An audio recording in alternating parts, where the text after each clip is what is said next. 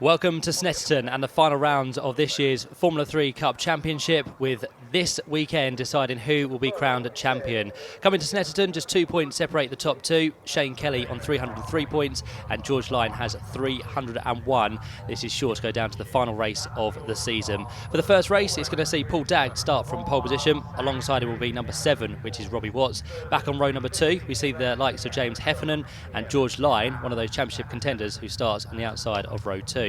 Back on row 3, the championship leader Shane Kelly is there, and alongside him will be number 73, which is Daryl Jones. So some great action to look forward to in the F3 Cup Championship. The first race over 15 minutes very shortly to get underway as the revs rise on the grid. The red lights come on and we go racing here at Snetterton. Very sluggish start from someone there. That looks to be the Daryl Jones car. There's contact, middle of the pack as well. Someone has been involved in a bit of avoidance there, and there has been contact between two cars. Try and work out who that is as the leaders work their way through the first turn.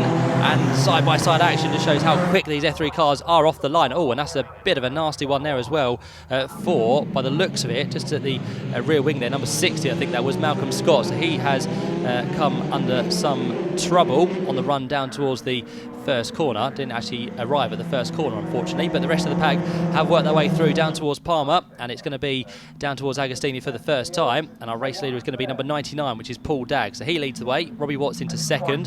Third place then is George Lyon. Good start from the outside of row number 2. It looks like James Heffernan has slotted into 4th place, just ahead of our championship leader. Shane Kelly runs wide. He kicks up the dust. He's going to be under attack here from a couple of cars down in towards Hamilton, but thankfully just gets back in line ahead of Stuart Wiltshire in car number 2, and Jacopo Sebastiani is in there as well at the start of this race. It's a little bit tricky out there because the weather is looking to play a part as well. It's just throwing a few drops of rain onto the circuit, and in fact we have a safety car as well at the early stage of this race. So the safety car has been deployed, I reckon, for the errant car of Malcolm Scott, which sits at the end of the pit lane. So the race officials just decided to throw the safety car to get that car removed and bring this one under caution. So everyone will have to slow down. Hopefully they'll all see the yellow flags around the circuit, which means the marshals can go to work in a safe environment. They can get the car of Malcolm Scott pushed to a place of safety, and hopefully before too much longer we can get this race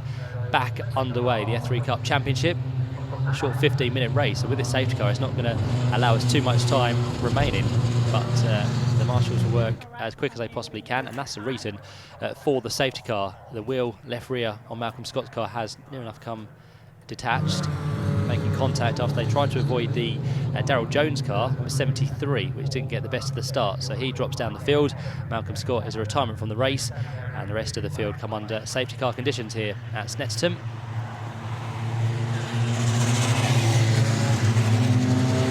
As the field trundles its way up towards the first corner, the car of Malcolm Scott now lifted by the recovery team onto the low loader, and that will be taken now back to the pits and hopefully reassembled for race number 2.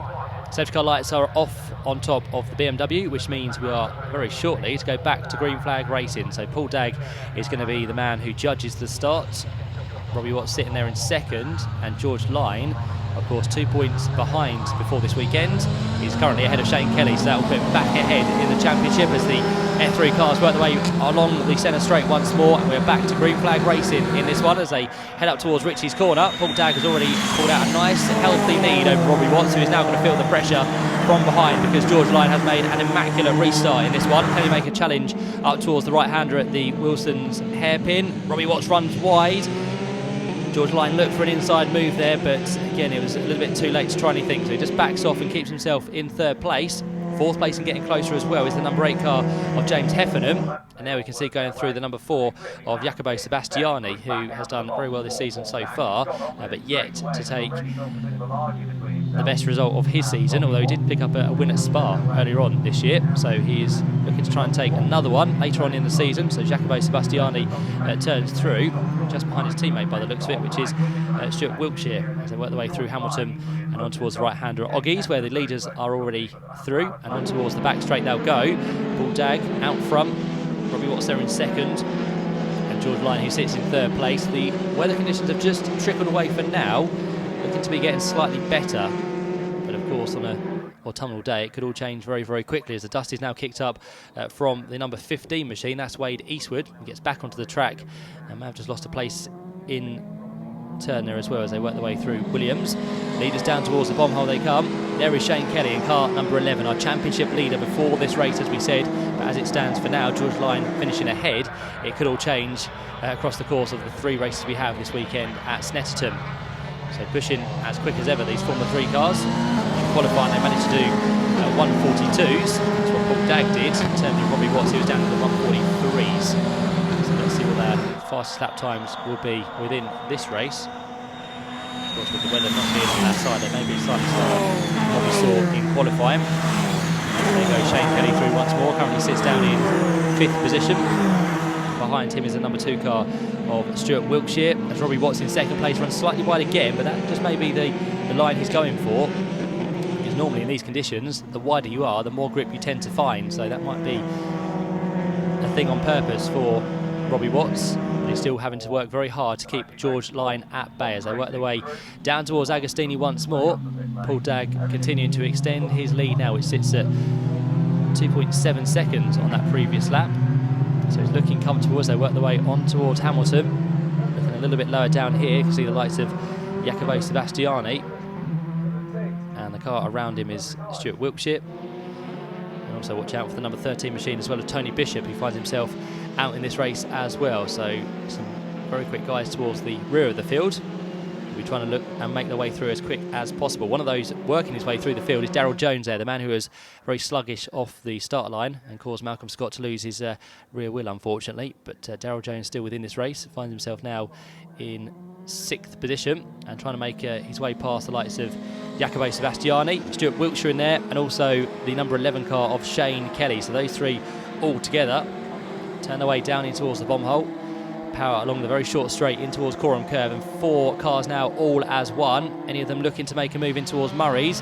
Shane Kelly is the man trying to keep them all at bay. Stuart Wilkshire sits behind in car number 2.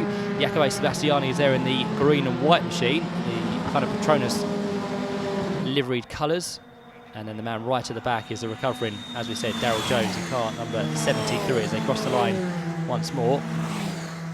Any of them looking to dive out on the slipstream in towards the first corner. Well, Daryl Jones is going to go right around the outside line in his Formula 3 car. He goes and gets the place away. And Robbie Watts in 2nd place has lost it. The smoke settles. He gets himself back in the right direction, and Jacopo Sebastiani almost collects him in the process there. He got very late on the brakes, and one of the reasons for that could be that the weather has taken a turn for the worse, because we saw spots of rain at the hairpin there.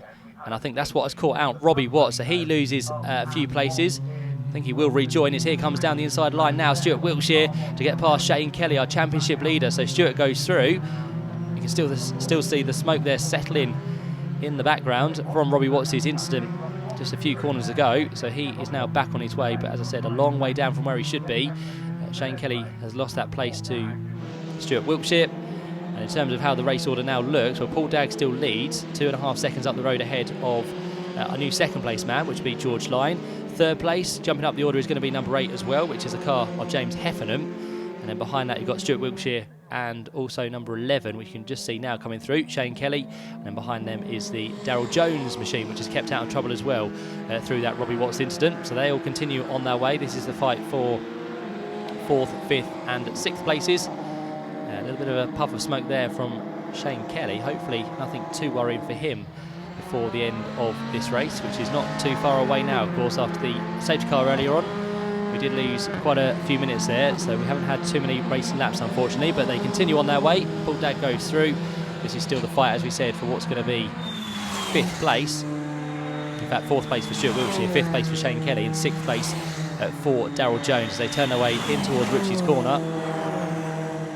Looks like the weather has just held off for now, although as we look towards the hairpin, it's getting darker and darker, and yeah, still rain starting to fall there, so that could still cause a few people a few concerns. Hopefully the leader will be able to keep it on the track. He'll be the first man to hit the slippery stuff. So Paul Dagg turned his way through Agostini. 2nd place there you can see our championship contender George Lyon, and now coming under attack as well is going to be the number 8 car of James Heffernan, not too far up the road now of Stuart Wilkshire. That gap has come down to 2.4 seconds, but even on this lap it's becoming a lot closer between those two. There goes Paul Dagg through the picture on towards the back straight once more. 2nd George Lyon looks pretty comfortable. But it's the fight for fourth place that is on the cards for now. Stuart Wiltshire and Shane Kelly. They work their way on towards the back straight once more.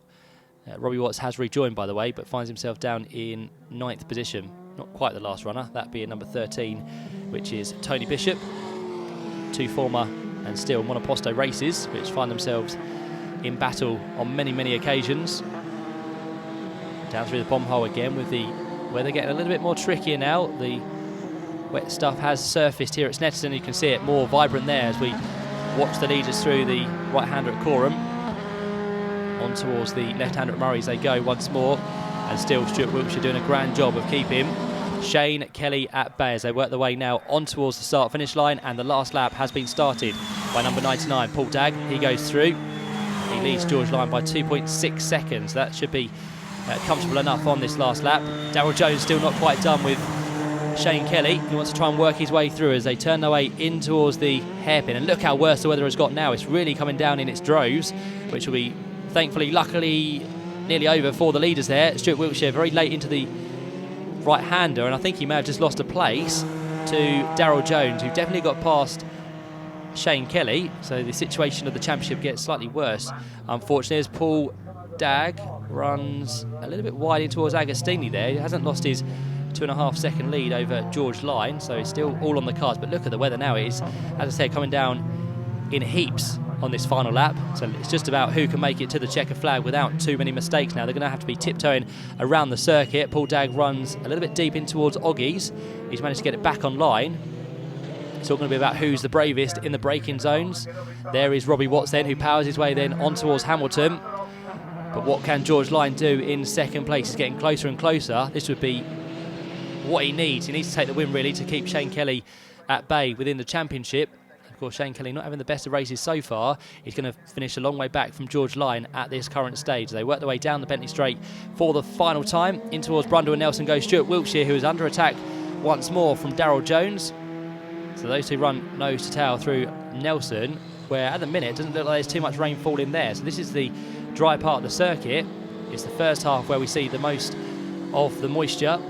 So down through Coram Curve we go then for the final time. Where is the race leader Paul Dagg? He's on his way to the checker flag. This is the fight that's still ongoing for 4th, 5th and 6th places. And I think Stuart Wiltshire will just hold off the man behind, Daryl Jones. Paul Dagg has gone through to take the checker flag, by the way, but here he comes. Daryl Jones is going to get the drag to the line surely on Stuart Wiltshire. They're going to be side by side as they cross the checker flag.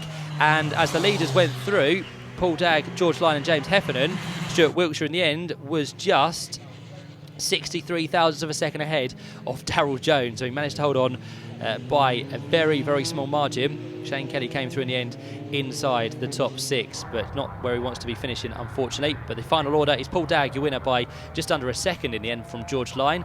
3rd place goes to James Heffernan. 4th place to Stuart Wiltshire. Daryl Jones, Shane Kelly, Wade Eastwood and Robbie Watts are there inside the top 8. But 3 very happy drivers, one of those being the man in second, George Lyon.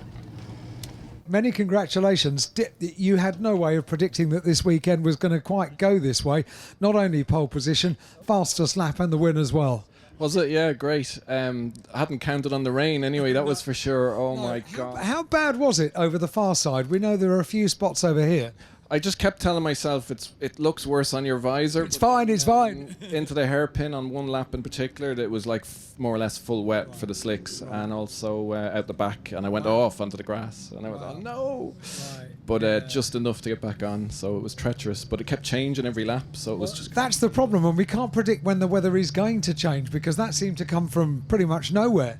Yeah, and it was just in 2 pockets, as I say, so it was just a case of, okay, this corner's dry, go for it. And you need to be really careful. Yeah, but it was a great race, and thanks to Howell and the team for the opportunity for the weekend. I've loved every second, and it's just great. What a result, so hopefully it's payback.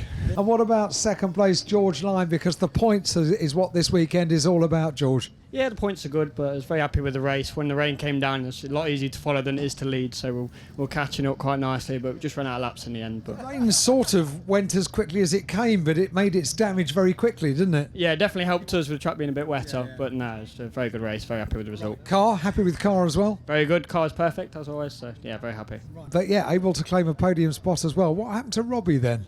Well, I started on 3rd, so it was felt like payback for me to get third back again. My rightful place. Exactly. I had to let my teammate through, obviously, for second, and then Robbie happened to fall off. No, I mean, I tried for second. The weather was changing, to be honest, so it caught us all out, I think.